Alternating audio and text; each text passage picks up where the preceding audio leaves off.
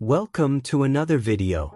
In today's discussion, we are diving deep into the Buddhist perspective on heaven and hell. You may have heard various concepts of these realms from different religions, but what does Buddhism say about heaven and hell? Is it the same as in monotheistic religions, or is there something different at play? In this video, I'll guide you through the Buddhist interpretation and how it contrasts with other religious views. Before we dive into the Buddhist teachings, I ask that you approach this topic with an open mind. It's important to understand the key differences in how Buddhism views these concepts, especially in the context of samsara, the cycle of birth, death, and rebirth, and the journey towards enlightenment.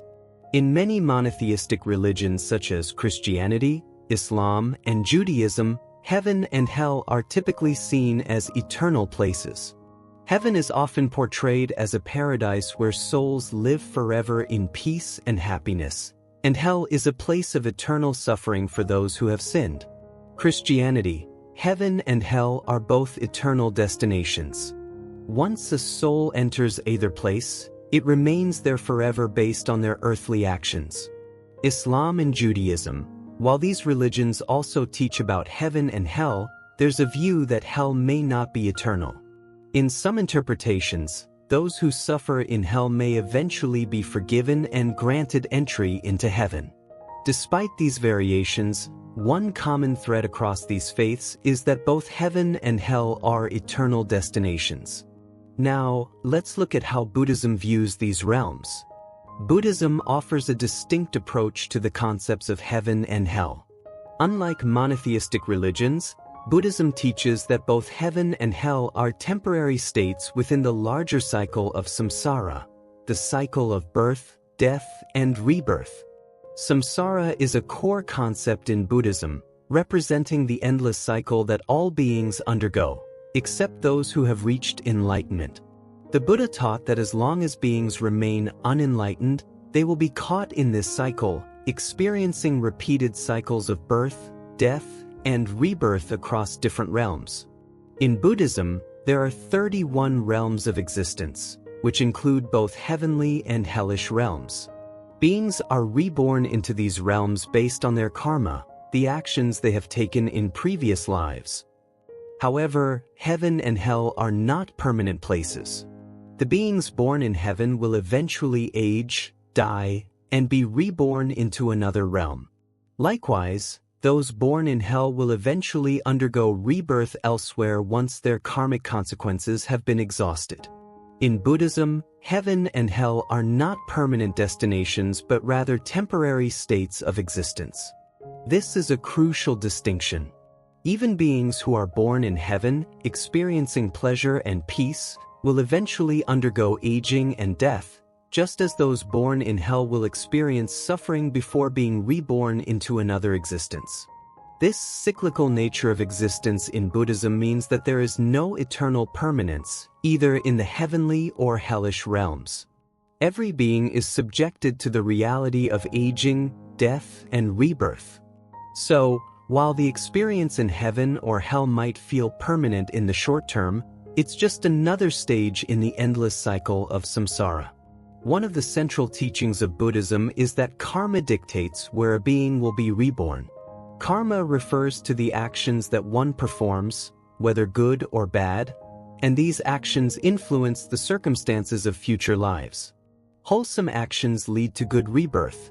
If a person lives a virtuous life, avoiding harmful actions like killing, stealing, sexual misconduct, and lying, they create good karma. This good karma can lead to a favorable rebirth, possibly in the heavenly realms, where they experience peace and happiness. Unwholesome actions lead to negative rebirth. Conversely, if someone engages in unwholesome actions and fails to live an ethical life, their karma will lead to a rebirth in one of the lower realms, which can include the hellish realms. However, it's essential to remember that, unlike in many monotheistic religions, Buddhism doesn't have a final judgment made by a deity. Instead, karma determines the course of one's rebirth. It's a law of cause and effect. What you do will shape your future experiences. An important distinction to make is that, in Buddhism, The ultimate goal is not to be reborn in heaven. The focus is on escaping samsara and achieving nirvana, a state of liberation and freedom from suffering. The Buddha's teachings highlight that even the pleasure of heaven is temporary, and even the pain of hell is temporary. The cycle of birth, death, and rebirth itself is the source of suffering, and the goal is to break free from this cycle altogether. While it's important to understand that karma can influence our rebirth, the true objective in Buddhism is to seek enlightenment. Once a person reaches nirvana, they are free from the cycle of samsara and no longer subject to rebirth. To better understand these teachings, let me share a personal story. I once met a young man named Taro, who had spent most of his life feeling disconnected and angry at the world. Taro was convinced that he was a failure. He had done many things he regretted and believed that his future was bleak. One day, he came to me seeking guidance, feeling as though he would never find peace.